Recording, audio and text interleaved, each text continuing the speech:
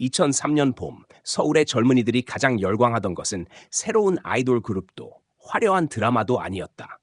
사람들의 마음을 사로잡은 것은 5명의 젊은 여성이 꾸린 전통 음악팀 하늘 아리랑이었다. 서현, 지원, 은경, 미선, 가영. 각자 다른 배경에서 모였지만 그들을 하나로 묶은 것은 노래와 악기, 그리고 자신들의 색깔을 지켜내고 싶다는 열망이었다.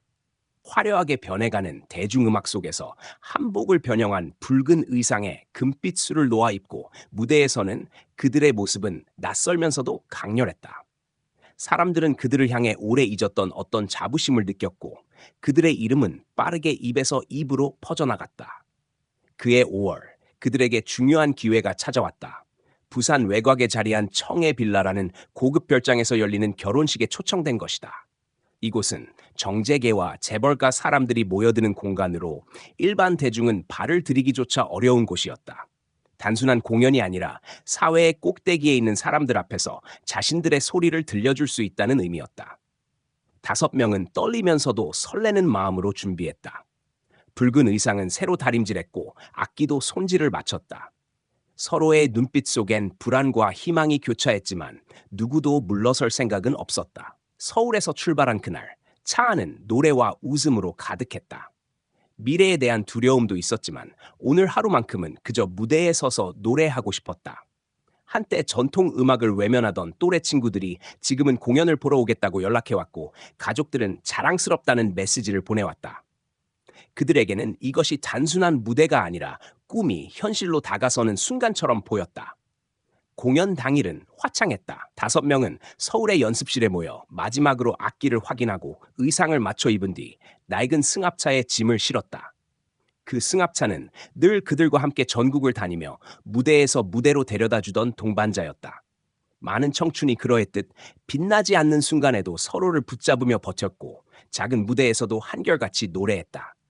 그날도 마찬가지였다. 부산까지의 길은 길었지만 마음만은 가벼웠다. 차 안에서 서연은 가방 속 작은 상자를 꺼내 보았다. 그 안에는 금빛 학 모양의 브로치가 있었다. 약혼자 민준이 첫 공연을 마치던 날 건네준 선물이었다. 그는 늘 바쁜 정비소 일을 하면서도 그녀의 무대를 응원했고 언젠가는 더 큰 곳에서 노래하는 모습을 꼭 보겠다고 약속했다. 서연은 그 약속을 떠올리며 브로치를 옷끝에 고정했다. 친구들은 그녀의 손길을 바라보며 미소 지었고 5명 모두 각자의 방식으로 오늘을 특별히 기억하고 싶어 했다. 부산 도심을 벗어나 외곽으로 향할수록 차 안의 공기는 조용해졌다. 청해빌라라는 이름은 그들에게도 낯설지 않았다. 권력자와 돈 많은 이들이 모여드는 은밀한 장소, 언론에도 잘 드러나지 않는 비밀스러운 별장. 초청받은 것만으로도 대단한 일이었지만 동시에 어쩐지 석연치 않은 기운이 맴돌았다. 그러나 누구도 불길한 예감을 입 밖에 내지 않았다. 꿈을 앞둔 순간 불안은 감추어야 할 그림자일 뿐이었다. 밤이 내려앉을 무렵 승합차는 청해빌라로 이어지는 긴 전용 도로에 들어섰다. 주변은 적막했고 그 길은 마치 세상과 단절된 또 다른 세계로 향하는 듯했다. 5명은 창밖을 바라보다가 서로의 눈을 마주쳤다. 드디어 도착했다는 안도감이 먼저였고 그 뒤를 따라 알 수 없는 떨림이 스며들었다. 차는 빌라의 대문을 향해 천천히 달려갔다. 결혼식장의 환한 조명을 기대했지만 멀리서 보이는 건 불빛 몇 개뿐이었다. 무언가 이상하다고 느낄 새도 없이 그들은 이미 그 길 위에 들어서 있었다. 뒤늦게라도 돌아갈 수 있었을까? 그 질문은 누구도 입 밖에 내지 않았다. 서울에서 출발해 도착하기까지 단 하루. 평범했던 청춘의 여정은 그날로 끊어졌다. 가족들은 기다렸지만 전화는 오지 않았고 친구들은 공연 소식을 찾아봤지만 아무 흔적도 없었다. 경찰에 신고가 접수된 것은 그들이 사라지고도 몇 시간이 흐른 뒤였다. 그러나 초반 수사는 성의 없었다. 젊은 여성들이 자발적으로 떠난 것일 수도 있다는 무책임하고 냉담한 가정이 먼저 기록에 남았다. 하늘 아리랑의 이름은 그렇게 서서히 잊혀져 갔다. 신문에 실린 작은 기사, 인터넷에 올라왔다가 곧 묻혀버린 글 몇 줄. 한때 그들의 무대를 보며 눈물 흘리던 이들도 점차 다른 일상에 휩쓸려 기억에서 지워냈다. 하지만 몇몇 사람들에겐 시간의 흐름이 오히려 상처를 더 깊게 새겼다. 가족들은 매년 같은 날 촛불을 켜며 돌아오길 기도했고 민주는 매일같이 정비소에 앉아 브로치를 떠올리며 그날을 저주했다. 2003년 5월, 5명의 젊은 여성은 한 무대에서 노래를 부르러 갔을 뿐이었다. 그러나 그날 밤 청해 빌라의 전용 도로에 들어선 순간 그들의 삶은 흔적조차 남기지 못한 채 어둠 속으로 삼켜졌다. 그리고 한국 사회는 그들의 이름을 잊은 듯 지나쳤다. 하지만 진실은 여전히 그 길 어딘가에 아직 밝혀지지 않은 채 잠들어 있었다. 그들이 사라진 뒤 6해가 흘렀다. 하늘 아리랑의 이름은 대중의 기억에서 완전히 사라졌다.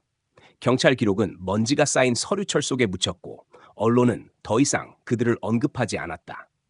초반의 관심은 빠르게 식어버렸고 경찰은 젊은 여성 5명이 자발적으로 떠난 것이라는 무책임한 추측을 남긴 채 사건을 사실상 종결시켰다. 가족들이 매년 서초경찰서 앞에서 항의 집회를 열어도 반응은 무심했고 그들이 남긴 목소리는 차갑게 외면당했다.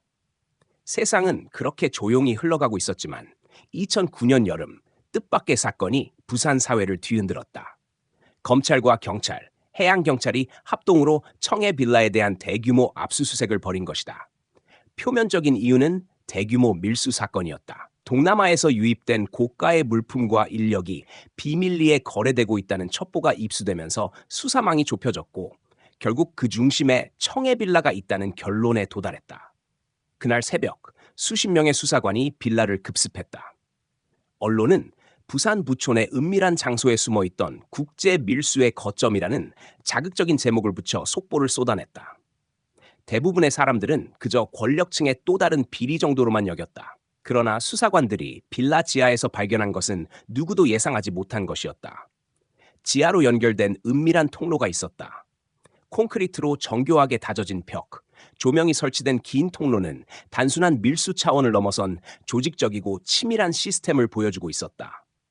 그곳에는 의약품 상자, 외국산 술, 고가 장비들이 쌓여 있었지만 수사관들의 눈을 멈추게 한 것은 다른 것이었다. 통로 안쪽에 던져지듯 쌓인 빨간 천. 가까이 다가간 순간 그것이 단순한 천이 아니라 붉은색과 금빛수가 놓인 무대 의상이라는 사실이 드러났다. 그리고 그 옆에는 넓은 띠 장식, 전통 장신구, 큰 장고 가방까지 함께 놓여 있었다. 사진은 곧 언론에 흘러나왔다. 기사 한 구석에 실린 흐릿한 사진 속에서 사람들은 혹시라는 의문을 품기 시작했다.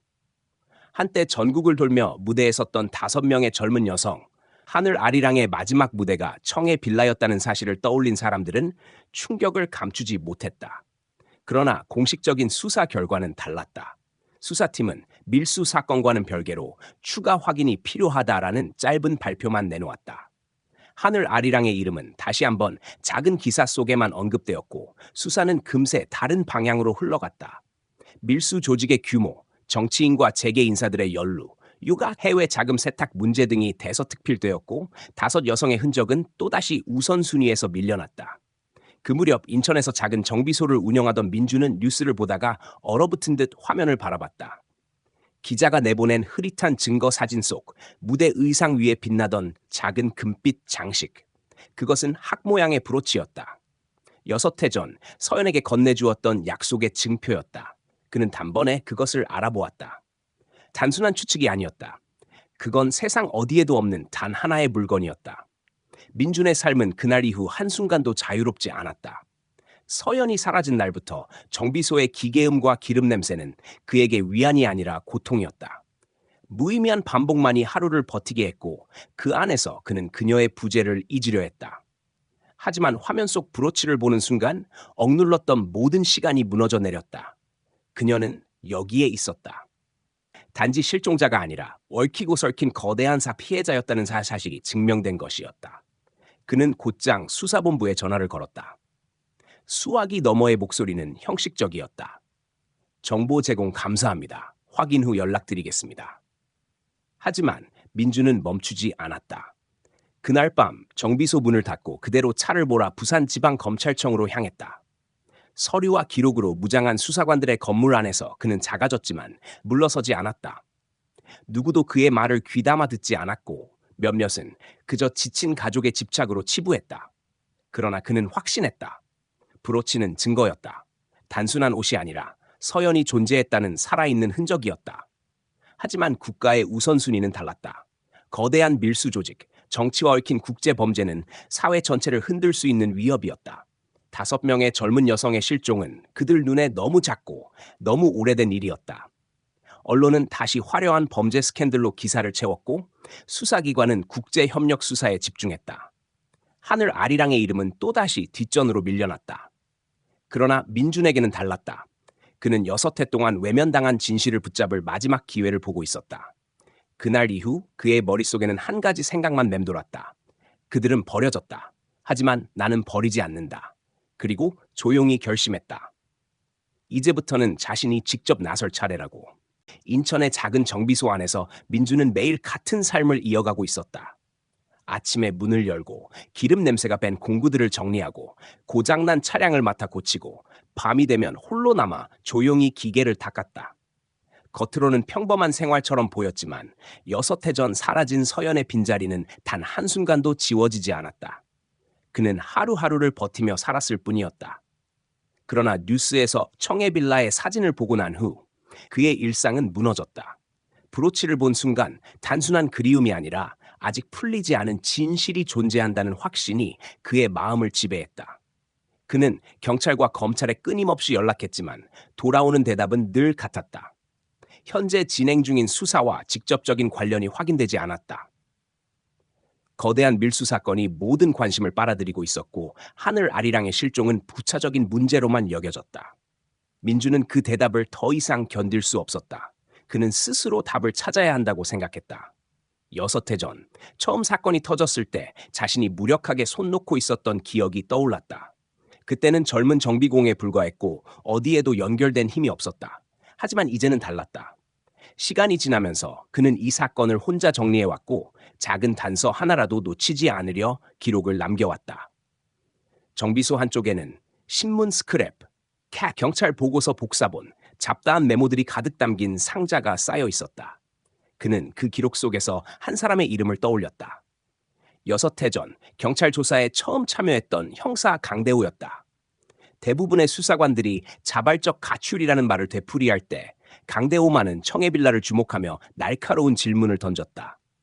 그러나 몇 주 지나지 않아 그는 사건에서 배제되었고 곧 사직했다는 소식이 들려왔다. 언론에는 개인 사정에 따른 조기 퇴직이라고 짤막하게 보도되었지만 민주는 그 뒤에 무언가가 있다고 의심했다. 민주는 수소문 끝에 강대호의 흔적을 찾아냈다. 서울에 있던 그는 어느 순간 사라졌고 소문에 따르면 전남 해안가의 작은 어촌에서 살고 있다고 했다. 정확한 주소를 알아내는데 며칠이 걸렸지만 결국 그는 차를 몰고 남해안 끝자락까지 내려갔다. 그곳에서 낡은 간판이 걸린 작은 낚시점이 눈에 들어왔다. 그가 들어서자 나이가 든 남자가 낚시 미끼를 정리하고 있었다. 바로 강대호였다. 시간은 그를 많이 바꾸어 놓았다. 경찰 시절의 날카로움 대신 체념이 묻어 있었고 손에는 바다의 짠내가 배어 있었다. 민주는 자신을 소개하며 6해 전의 사건을 꺼냈다. 대호는 처음에는 무심하게 대꾸했다. 그는 이미 모든 것을 내려놓았다는 태도를 보였다. 하지만 민준이 손에 쥔 신문 기사를 꺼내 보였을 때 그의 눈빛은 달라졌다. 지하 터널에서 발견된 의상, 그리고 브로치의 사진. 그는 잠시 말이 없었고 오랜 망설임 끝에 입을 열었다. 그는 사건 초기부터 청해빌라의 수상한 점이 많다고 생각했다고 했다. 결혼식 날짜와 목격자의 진술 사이에는 모순이 있었고 일정이 앞뒤가 맞지 않았다. 그러나 그가 빌라의 주인 박진성에 대해 깊이 캐묻자 상부에서 압력이 들어왔다. 그는 더 이상 움직일 수 없었고 결국 조직에서 밀려났다. 그 후로는 경찰을 떠나 이곳에서 조용히 살아가고 있었다. 민주는 포기할 수 없다고 말했다. 서연과 그녀의 동료들은 단순히 사라진 게 아니며 청해 빌라에서 무언가를 목격했기에 사라졌다고 확신한다고 했다. 그는 브로치가 증거라고 강조했다. 대호는 한동안 말없이 그를 바라보다가 결국 자리에서 일어나 작은 금고를 열었다. 그 안에는 과거 그가 몰래 보관해 두었던 자료가 남아 있었다. 초기 수사에서 모아둔 진술 기록, 정리되지 않은 사진, 그리고 청해 빌라에 출입한 인물들의 명단 일부였다. 대호는 말했다. 나는 이제 나설 수 없다. 하지만 네가 한다면 내가 가진 건 모두 내주겠다. 민주는 서류를 받아들고 깊이 고개를 숙였다. 그 순간 그는 혼자가 아니었다. 6해 전 사라졌던 목소리가 다시 살아난 듯한 기분이었다. 정비소로 돌아온 그는 밤새 자료를 펼쳐놓고 정리했다. 경찰 기록과 대우가 남긴 노트를 대조하면서 그는 결정적인 단서를 발견했다. 공연 날짜가 토요일로 기록되어 있었지만 실제로 하늘 아리랑이 출발한 것은 금요일 오후였다. 당시 매니저 한준석이 경찰에 제출한 계약서와 일정표가 토요일로 되어 있었고 그 내용이 그대로 사건 기록에 남았다. 그러나 서연이 사라지기 직전 민준에게 전화를 걸어 금요일 저녁에 공연장에 간다고 말한 사실은 그의 휴대폰 기록에도 남아 있었다. 민준은 그 불일치가 우연이 아니라고 확신했다. 누군가 의도적으로 날짜를 바꿔 사건을 흐리게 한 것이다. 만약 공연이 토요일이었다면 경찰이 조사한 하객과 직원들의 진술은 아무 의미가 없어진다. 실제로 아무도 금요일 밤의 상황을 확인하지 않았다는 사실이 드러났다. 그것은 단순한 착오가 아니라 조작이었다. 그의 분노는 점점 확신으로 바뀌었다. 6해 동안 묻혀있던 사건이 이제 다시 움직이기 시작했다. 민주는 혼자였다. 하지만 마음속에는 더 이상 두려움이 없었다. 그는 알았다. 이 길이 끝내 자신을 어디로 데려가든 이제는 멈출 수 없다는 것을.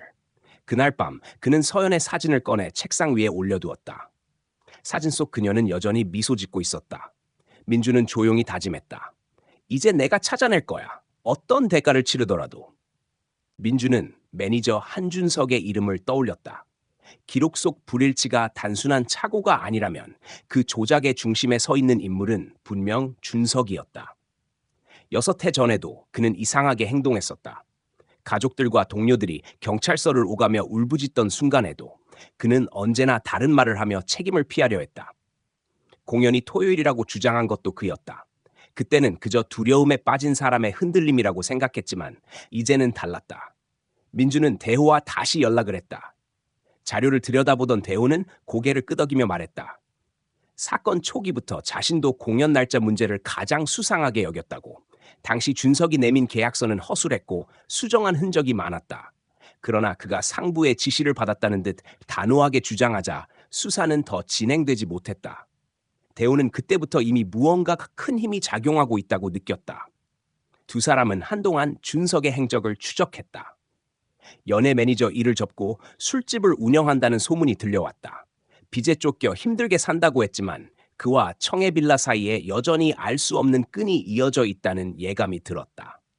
민주는 그의 술집을 찾아갔다. 부산 번화가 한 골목 안쪽에 자리한 작은 호프집이었다. 테이블 사이로 들려오는 소음, 사람들의 웃음소리와 술잔 부딪히는 소리에 섞여 구석에서 계산기를 두드리던 준석의 얼굴이 보였다. 여전히 초조한 기색이 역력했다. 민준의 시선을 발견하자 그의 표정은 순간적으로 얼어붙었다. 그들은 영업이 끝나길 기다렸다. 밤이 깊어가고 마지막 손님이 떠나자 민준과 대우는 가게 뒷문을 통해 준석을 불러냈다. 골목에는 쓰레기 냄새가 진동했고 고요함이 불편할 만큼 무겁게 내려앉아 있었다. 준석은 두 사람을 보며 불쾌하게 얼굴을 찌푸렸다. 그는 자신은 이미 모든 걸 경찰에 말했다고 주장했다. 그러나 민준은 물러서지 않았다. 왜 토요일이라고 했나? 민준의 목소리는 낮았지만 흔들림이 없었다. 준석은 손을 떨며 대답했다. 그게 맞았다. 계약서에도 그렇게 되어 있었다. 대우가 끼어들었다. 계약서는 조작됐어. 넌 알고 있었잖아. 금요일에 출발했다는 증언이 있는데도 왜 묵살했지? 준석은 거짓말을 이어가려 했지만 그의 눈빛에는 두려움이 서려 있었다. 결국 준석은 버티지 못했다. 그의 입에서 쏟아진 말은 놀라울 정도로 단순하면서도 충격적이었다. 그는 날짜를 잘못 기록했다. 단순한 착오였다고 주장했다. 하지만 그 실수를 바로잡기 전에 어떤 남자가 찾아왔다. 이름은 알 수 없었지만 모두가 그를 곽이라고 불렀다. 건장한 체격에 냉정한 눈빛을 가진 인물이었고 청해빌라의 주인 박진성과 가까운 사람처럼 보였다. 곽은 늦은 밤에 그의 집을 찾아왔다. 아이들의 사진을 꺼내 보여주며 경찰에게 공연이 토요일이었다고 말하라고 위협했다. 한 번이라도 입을 잘못 놀리면 아이들의 안전을 장담할 수 없다고 했다. 그 협박에 준석은 무너졌다. 경찰에게 거짓말을 했고 기록을 조작했다. 그것이 모든 시작이었다. 민주는 분노로 숨이 막혔다. 단순한 실수로 인해 5명의 젊은 여성이 덫에 걸려든 것이었다. 그러나 그것은 단순한 실수가 아니라 이후 철저히 덮어씌워진 거짓이었다. 경찰은 토요일을 기준으로 수사를 진행했고 금요일 밤 청해 빌라에서 무슨 일이 있었는지는 아무도 들여다보지 않았다. 대우는 오랫동안 굳은 표정으로 서 있었다. 그는 오래전 직감했던 진실이 맞았다는 것을 확인했다. 사건은 처음부터 방해받았고 위에서 내려온 힘이 수사를 가로막았다. 박진성은 권력과 자본으로 모든 것을 조종했고 그 과정에서 5 여성은 희생되었다. 준석은 흐느끼며 고개를 떨궜다. 그는 자신의 잘못을 실수라고 되뇌었지만 그것이 단순한 착오가 아님을 스스로도 알고 있었다. 두려움과 죄책감 사이에서 6해를 버티며 살았지만 결국 진실은 무너져 내렸다. 민주는 마음속에서 차가운 결심을 굳혔다. 경찰이나 검찰은 믿을 수 없었다. 이미 그들의 손은 묶여 있었고 권력에 기대어 사건을 묻으려는 자들은 너무 많았다. 그렇다면 자신이 직접 파고들 수밖에 없었다. 그는 서연과 동료들이 사라진 금요일 밤 청해 빌라에서 무슨 일이 있었는지 끝까지 밝혀내기로 했다. 대호 역시 다시는 경찰 신분으로 돌아갈 수 없었지만 그의 눈빛에는 오랜만에 불꽃이 살아났다. 그는 말했다. 이 사건을 끝내려면 단순한 증거가 아니라 그날 밤을 직접 목격한 누군가의 증언이 필요하다고. 그들은 이미 거대한 장막 속에 발을 들였다. 이제 물러설 수 없었다. 민주는 서연의 이름을 마음속으로 되뇌었다. 그녀의 웃음소리, 무대 위에서 노래하던 모습, 마지막으로 건네온 전화 속 목소리. 그 모든 기억이 무겁게 그를 짓눌렀다. 그러나 동시에 그것이 그를 움직이는 힘이 되었다. 이제 그는 알았다. 6해 동안 덮여있던 진실이 조금씩 드러나고 있다. 그날 밤 청해 빌라에서 벌어진 일은 결코 단순하지 않았다. 그들이 목격한 것은 상상할 수 없는 세계였고 그것이 바로 모든 비극의 시작이었다. 민준과 대호는 그렇게 다시 발걸음을 맞추었다. 2 사람의 앞에 놓인 길은 험난했지만 이미 선택은 끝났다. 진실을 파헤치지 않는다면 아무것도 달라지지 않을 것이었다. 그리고 민준은 무엇보다도 알고 있었다. 더 이상 잃을 것도 없다는 것을. 민준과 대호는 준석의 고백을 곱씹으며 며칠을 보냈다. 단순한 착오에서 시작된 거짓이 협박으로 굳어지고 그 결과 경찰의 시선은 금요일 밤을 철저히 놓쳐버렸다. 그러나 이 사실만으로는 여전히 불완전했다. 5명이 왜 사라졌는지, 그 안에서 무슨 일이 있었는지는 알 수 없었다. 둘은 분명 그날 현장에 있었던 누군가의 증언이 필요하다고 결론지었다. 대호는 과거 경찰 시절의 인맥을 되짚으며 명단을 확인했다. 청해 빌라에 출입했던 경호업체와 용역 인력 중 사건 직후 해고된 이가 몇 있었다. 그중 특히 눈에 띄는 이름이 있었다. 오상호. 당시 주차와 경비를 맡던 인력이었는데 사건이 일어난 그 주말 직후 이유도 모른 채 해고되었다.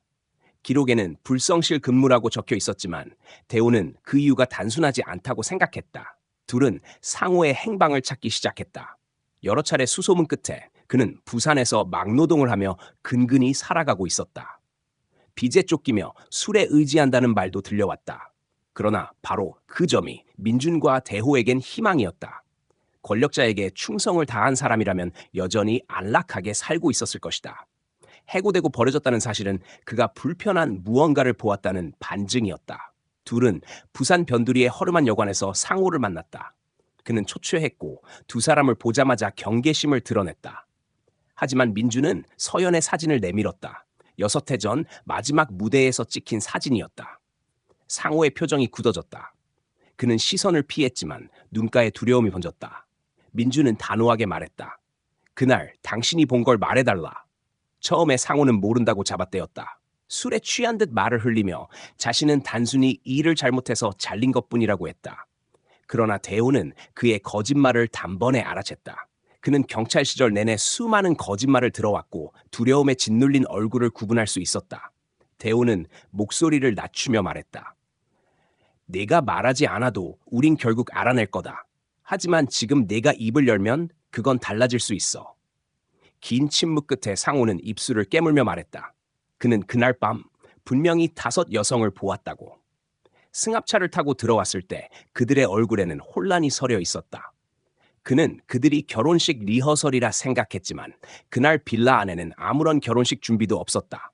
대신 고급 차량이 줄지어 서 있었고 낯선 인물들이 빌라 안으로 들어가고 있었다.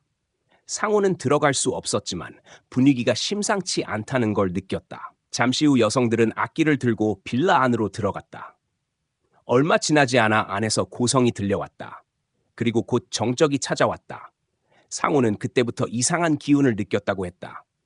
경비 책임자였던 곽이 다가와 그에게 밖을 지키라고 지시했고 절대 안을 보지 말라고 경고했다. 그는 두려움에 고개를 끄덕였지만 멀리서 들려오는 소리를 막을 수는 없었다. 짧은 비명, 무겁게 닫히는 문소리야, 그리고 다시 찾아온 침묵. 그 후 그는 곧장 해고되었고 이유도 알 수 없이 빌라 출입을 금지당했다. 상호의 목소리는 떨렸다. 그는 여전히 그날의 기억에 사로잡혀 있었고 그 기억을 떠올리는 것만으로도 두려워했다. 민주는 분노를 느꼈다. 단순히 실수로 실종된 게 아니었다. 그들은 의도적으로 제거당했다. 그들이 보지 말아야 할 무언가를 목격했기 때문에. 대호는 상호에게서 더 구체적인 정보를 얻으려 했지만 그는 끝내 그 이상은 말하지 않았다. 자신이 이미 위험에 노출되었다는 두려움 때문이었다. 그러나 이 증언만으로도 충분히 중요한 단서였다. 청해 빌라 안에서 5 여성은 단순히 길을 잘못 든 게 아니라 치명적인 비밀을 목격한 것이었다. 민주는 상호가 떨리는 목소리로 마지막에 내뱉은 말을 잊지 못했다. 그날 안에는 큰 손들이 있었어. 그냥 돈 많은 사람들이 아니었어. 이름만 들어도 다 아는 사람들이었지. 나는 그들의 얼굴을 직접 본 건 아니지만 곽이 늘 그렇게 말했어. 여기 있는 사람들을 본 순간 네 인생은 끝난다. 그 말이 아직도 귀에 맴돈다. 그날 밤 민주는 숙소로 돌아와 잠을 이루지 못했다. 머릿속에는 서연과 동료들의 얼굴이 끊임없이 떠올랐다. 그들은 단순한 피해자가 아니었다. 그들은 대한민국 사회의 어두운 시면을 마주한 증인이었고 그래서 제거되었다. 대호 역시 무거운 표정을 감추지 못했다. 그는 이미 오래전부터 권력과 범죄가 맞물려 돌아가는 구조를 보아왔고 그 속에서 진실이 얼마나 쉽게 묻히는지 알고 있었다. 하지만 이번에는 달랐다. 오랜 세월 자신이 포기하고 내려놓았던 사건이 다시 눈앞에서 살아나고 있었다.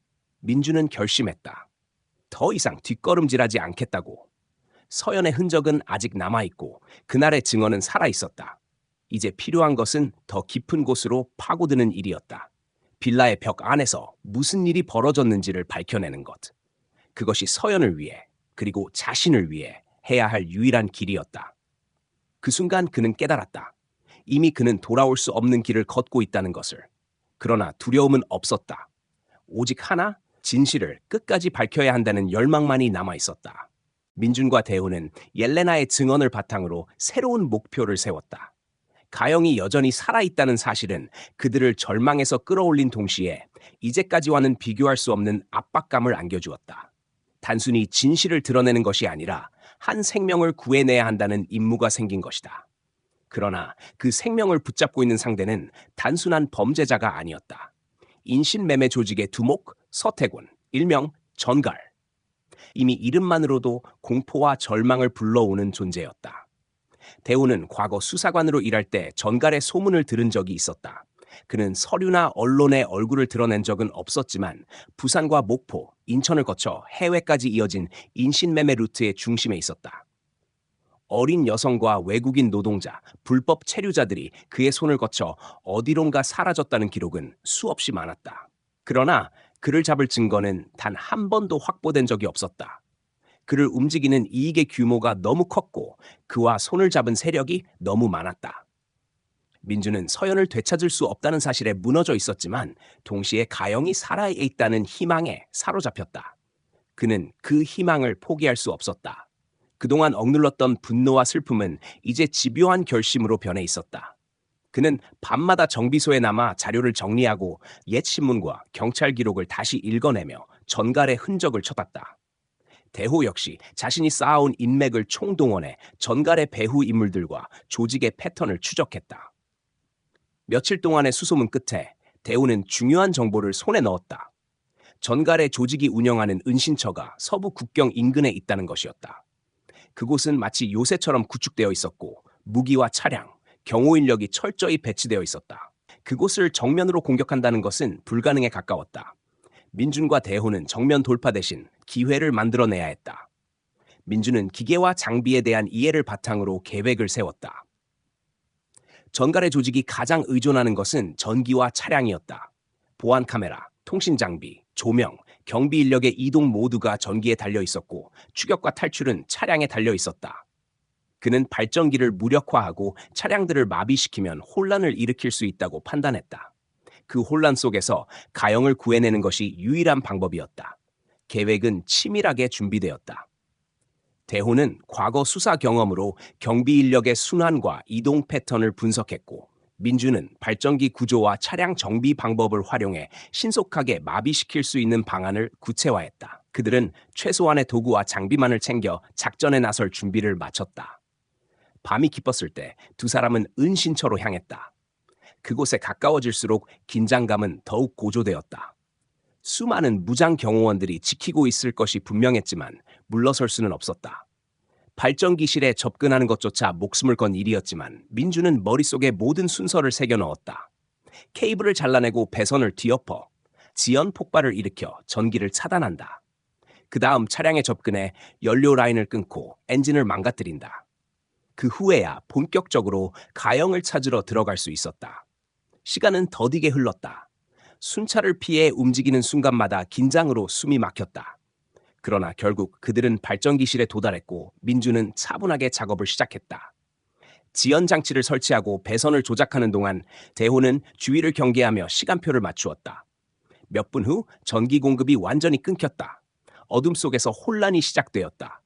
경비원들의 무전이 끊기고 보안 카메라가 멈췄다. 동시에 차량들이 시동조차 걸리지 않는 상황이 벌어졌다. 그 혼란을 틈타 두 사람은 본 건물로 침투했다. 내부는 아수라장이었지만 그들에게 허락된 시간은 길지 않았다. 그들은 서둘러 방들을 뒤지며 가영의 흔적을 찾았다. 그리고 마침내 좁고 낡은 방 안에서 쇠사슬에 묶인 가영을 발견했다. 6해 전에 밝은 모습은 온데간데 없었고 초췌하고 마른 얼굴만이 남아있었다. 그러나 그녀는 살아있었다. 민주는 가슴이 무너져 내렸지만 주저하지 않았다. 그는 쇠사슬을 풀어내고 그녀를 부축했다. 가영의 눈동자에 번진 공포와 놀람, 그리고 서서히 스며드는 안도감이 그 순간의 전부였다. 하지만 그 순간 그림자처럼 다가온 인물이 있었다. 서태곤, 전갈이었다. 그는 이미 상황을 파악하고 있었다. 발전기가 폭발했을 때부터 범인의 존재를 알았고 이곳에서 기다리고 있었다. 전갈은 무자비한 눈빛으로 두 사람을 노려보며 가영을 지켜내려는 민준의 앞을 막았다. 짧은 대치 끝에 총성이 울렸다. 전갈은 거칠게 공격했고 민주는 죽을 힘을 다해 막아냈다. 숨이 막히는 격투가 이어졌다. 전갈은 수많은 싸움을 거쳐온 자였고 힘과 기술에서 압도적이었다. 민주는 밀리고 있었지만 그 순간 대호가 뛰어들어 총을 겨누었다. 방 안을 가른 총성 끝에 전갈은 쓰러졌다. 완전히 끝난 건 아니었지만 그들을 막아설 수는 없었다. 세 사람은 혼란 속에서 건물을 빠져나왔다. 뒤에서는 여전히 총성이 오갔고 경호 인력들이 몰려오고 있었다. 그러나 이미 차량은 움직일 수 없었고 통신은 두절된 상태였다. 민준과 대호는 가영을 부축하며 탈출 경로를 따라 달렸다. 마침내 울타리를 넘어 어둠 속으로 몸을 숨겼다. 숨을 몰아쉬며 멀리 떨어진 곳에서 멈춰섰을 때 민준은 가영을 바라보았다. 그녀는 떨리는 목소리로 서영과 다른 동료들의 이름을 중얼거렸다. 그날 밤 무슨 일이 있었는지 그녀만이 알고 있었다. 민주는 깊은 슬픔과 분노, 그리고 결연한 의지를 동시에 느꼈다. 서연은 돌아오지 못했지만 가영은 살아 돌아왔다. 이제 그들의 임무는 끝나지 않았다. 진실을 세상에 드러내고 남은 괴물들을 무너뜨리는 일만이 남아 있었다. 그들의 싸움은 끝난 것이 아니라 이제부터가 시작이었다. 민준과 대호는 옐레나의 증언을 바탕으로 새로운 목표를 세웠다. 가영이 여전히 살아있다는 사실은 그들을 절망에서 끌어올린 동시에 이제까지와는 비교할 수 없는 압박감을 안겨주었다. 단순히 진실을 드러내는 것이 아니라 한 생명을 구해내야 한다는 임무가 생긴 것이다. 그러나 그 생명을 붙잡고 있는 상대는 단순한 범죄자가 아니었다. 인신매매 조직의 두목 서태곤, 일명 전갈. 이미 이름만으로도 공포와 절망을 불러오는 존재였다. 대호는 과거 수사관으로 일할 때 전갈의 소문을 들은 적이 있었다. 그는 서류나 언론에 얼굴을 드러낸 적은 없었지만 부산과 목포, 인천을 거쳐 해외까지 이어진 인신매매 루트의 중심에 있었다. 어린 여성과 외국인 노동자, 불법 체류자들이 그의 손을 거쳐 어디론가 사라졌다는 기록은 수없이 많았다. 그러나 그를 잡을 증거는 단 한 번도 확보된 적이 없었다. 그를 움직이는 이익의 규모가 너무 컸고 그와 손을 잡은 세력이 너무 많았다. 민주는 서연을 되찾을 수 없다는 사실에 무너져 있었지만 동시에 가영이 살아있다는 희망에 사로잡혔다. 그는 그 희망을 포기할 수 없었다. 그동안 억눌렀던 분노와 슬픔은 이제 집요한 결심으로 변해 있었다.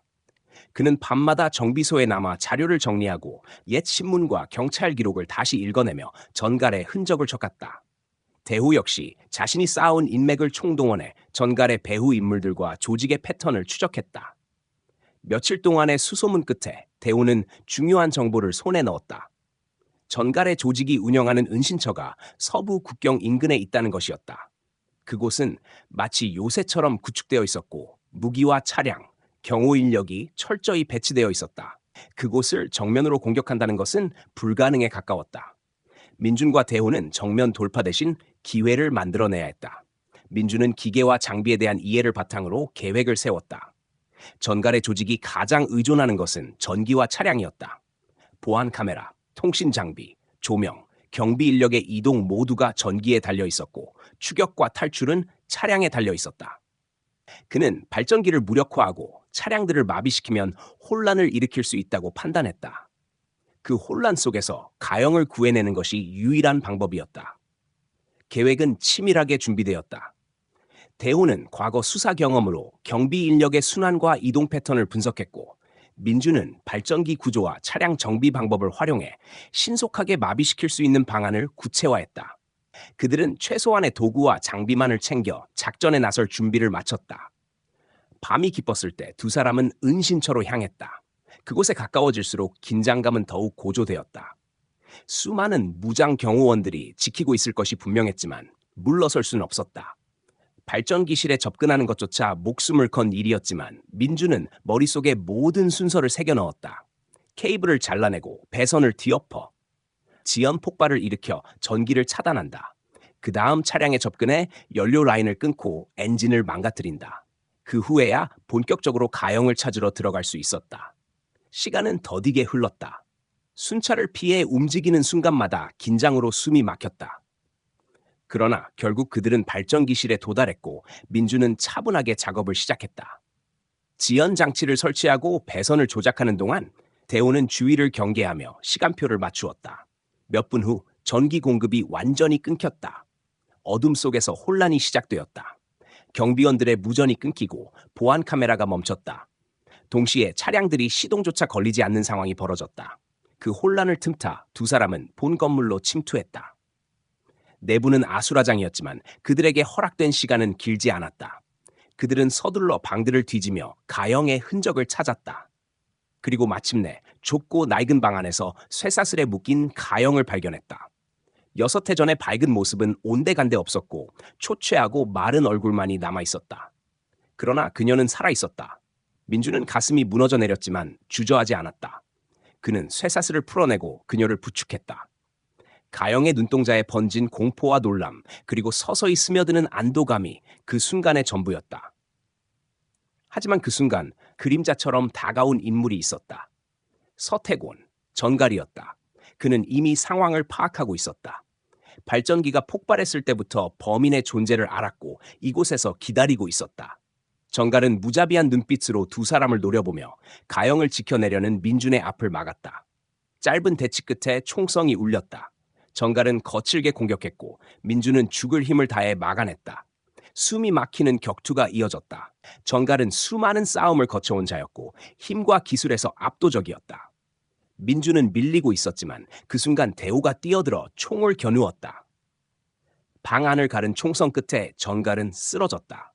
완전히 끝난 건 아니었지만 그들을 막아설 수는 없었다. 세 사람은 혼란 속에서 건물을 빠져나왔다. 뒤에서는 여전히 총성이 오갔고 경호 인력들이 몰려오고 있었다. 그러나 이미 차량은 움직일 수 없었고 통신은 두절된 상태였다. 민준과 대호는 가영을 부축하며 탈출 경로를 따라 달렸다. 마침내 울타리를 넘어 어둠 속으로 몸을 숨겼다. 숨을 몰아쉬며 멀리 떨어진 곳에서 멈춰섰을 때 민주는 가영을 바라보았다. 그녀는 떨리는 목소리로 서연과 다른 동료들의 이름을 중얼거렸다. 그날 밤 무슨 일이 있었는지 그녀만이 알고 있었다. 민주는 깊은 슬픔과 분노 그리고 결연한 의지를 동시에 느꼈다. 서연은 돌아오지 못했지만 가영은 살아 돌아왔다. 이제 그들의 임무는 끝나지 않았다. 진실을 세상에 드러내고 남은 괴물들을 무너뜨리는 일만이 남아 있었다. 그들의 싸움은 끝난 것이 아니라 이제부터가 시작이었다. 가영을 구출한 후 민준과 대호는 곧장 안전한 장소로 몸을 숨겼다. 그날의 작전은 성공했지만 그 의미는 단순히 한 사람을 살려낸 것이 아니었다. 6해 동안 묻혀있던 진실이 이제는 다시 빛으로 올라올 기회를 얻게 된 것이다. 하지만 동시에 그들의 존재가 노출되었다는 사실은 곧 목숨을 담보로 한 싸움이 시작되었음을 뜻했다. 가영은 병원에 보호신분으로 입원했다. 오랜 세월의 고통은 그녀의 몸과 마음에 깊은 상처를 남겼지만 그녀는 살아남았다. 조금씩 안정을 찾으면서 그녀는 그날 밤의 기억을 꺼내놓았다. 5명이 빌라 안에 들어갔을 때 게임에 몰두해 있던 권력자들이 얼굴을 드러낸 순간의 긴장감, 박진성과 곽이 정리하라고 말했을 때 느껴진 절망, 4명이 끌려간 뒤 사라져버린 공포의 순간, 그리고 자신이 선택된 이유조차 알 수 없었던 잔혹한 거래. 그녀의 증언은 곧바로 검찰의 비밀 기록으로 전달되었다. 그러나 민준과 대호는 이미 알고 있었다. 단순한 증언만으로는 거대한 벽을 무너뜨릴 수 없다는 것을. 청해빌라의 포커게임에 참석했던 이들은 정치인, 판사, 기업인, 그리고 조직 범죄자들이었다. 그들의 힘은 나라 전체를 움직일 만큼 막강했다. 이 싸움은 단순히 범죄자를 잡는 일이 아니라 부패의 뿌리를 드러내는 일이었다. 대호는 과거 함께 근무했던 동료 중 한 사람을 떠올렸다. 마약 수사국에서 일하고 있는 검사 마크 제이콥슨. 그는 한국계 미국인이었고 한때 대호가 몸을 던져 구해낸 인물이었다. 빚을 진 그는 대호의 부탁을 외면하지 못했다. 대호는 그에게 전화를 걸어 모든 상황을 털어놓았다. 제이콥스는 잠시 침묵하다가 은밀히 만남을 제안했다. 그들은 서울 외곽의 허름한 식당에서 만났다. 대호는 모든 증거를 내놓았다. 옐레나의 증언, 상호의 진술, 준석의 고백, 그리고 가영의 살아있는 증언까지. 제이콥스는 서류를 넘겨보며 얼굴을 굳혔다. 그는 한마디로 말했다. 이건 단순한 사건이 아니다. 나라의 근간을 뒤흔들 거대한 폭발이 될 거다. 그러나 그는 결심했다. 가영의 안전을 보장하고 사건을 국제 공조 수사로 확대시켜 조직을 무너뜨리겠다고. 민주는 여전히 불안했다. 서연과 4명의 동료가 목숨을 잃었다는 사실은 변하지 않았다. 그들의 죽음은 수많은 기사와 보고서 속 단어로 남을 수 있지만 그들의 삶은 누구보다 뜨겁고 소중했다. 민주는 정비소에 돌아와 서연이 남긴 작은 상자를 꺼냈다. 그 안에는 학 모양의 브로치가 있었다. 6해 전 약속과 함께 건네받은 그 물건은 이제 증거이자 추억이자 다시는 돌려받을 수 없는 사랑의 상징이 되었다. 가영의 증언과 확보된 증거는 결국 사건을 폭발시켰다. 언론은 청해빌라에서 벌어진 비밀 포커 게임과 실종 사건의 진실을 보도하기 시작했다. 박진성은 체포되었고 그의 오른팔 곽도 함께 구속되었다. 여론은 들끓었고 권력자들의 이름이 하나둘 거론되며 사회는 큰 충격에 빠졌다.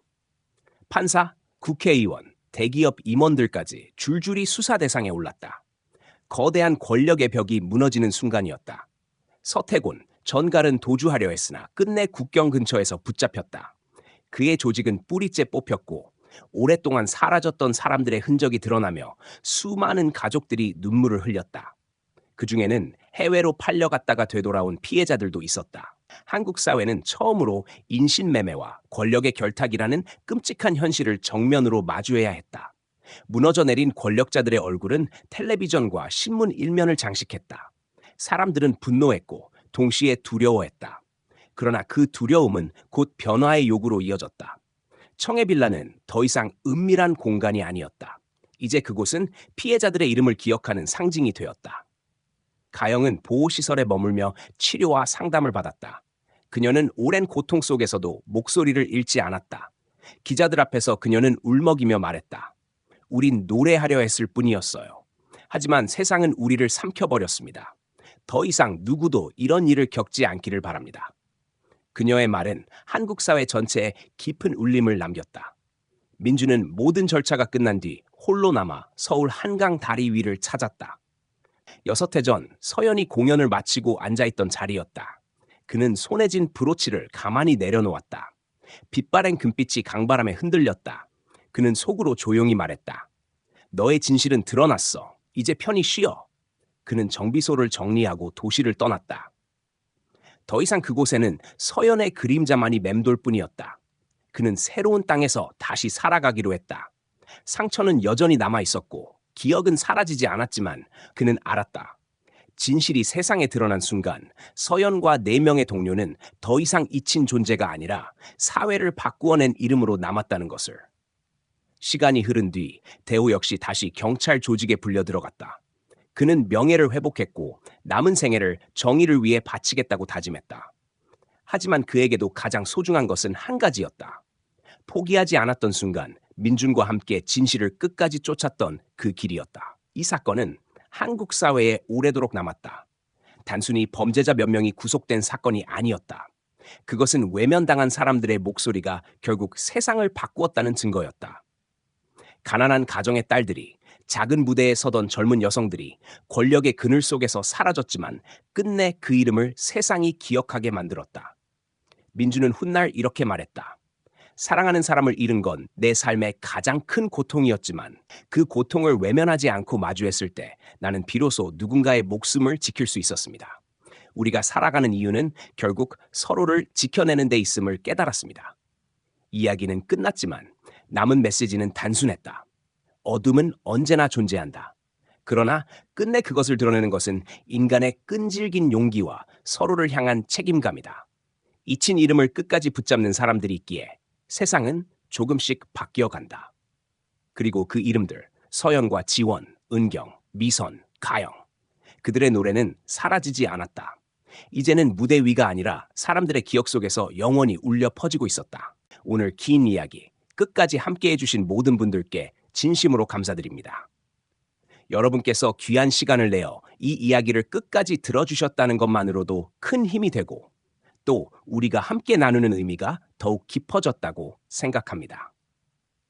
오늘의 이야기는 단순한 사건이 아니라 우리가 살아가는 사회 속에서 결코 잊혀져서는 안 되는 목소리와 사람들에 대한 이야기였습니다. 어둠 속에서도 끝까지 진실을 밝히려는 용기, 그리고 누군가를 지켜내려는 간절한 마음이 결국 세상을 바꾸어낸다는 사실을 전하고 싶었습니다. 이 이야기를 통해 우리가 함께 배울 수 있는 점은 아무리 작은 진실이라도 외면하지 않고 붙잡을 때 그 진실은 언젠가 반드시 빛을 발한다는 것입니다. 또 누군가의 고통을 모른 척하지 않고 마음을 나누는 순간 그것이 곧 세상을 조금 더 따뜻하게 바꾸는 힘이 된다는 것도 잊지 않으셨으면 합니다. 오늘 이야기를 들으며 느낀 생각이나 마음을 댓글로 남겨주신다면 저희에게 큰 힘이 될 것입니다. 그리고 이 채널을 계속 응원해 주시고 싶으시다면 좋아요를 눌러주시고 앞으로도 함께하기 위해 구독해 주시면 감사하겠습니다. 여러분의 관심과 응원이 저희가 앞으로도 이런 이야기를 전할 수 있는 가장 큰 원동력이 됩니다. 오늘 다시 한번 진심으로 감사드립니다.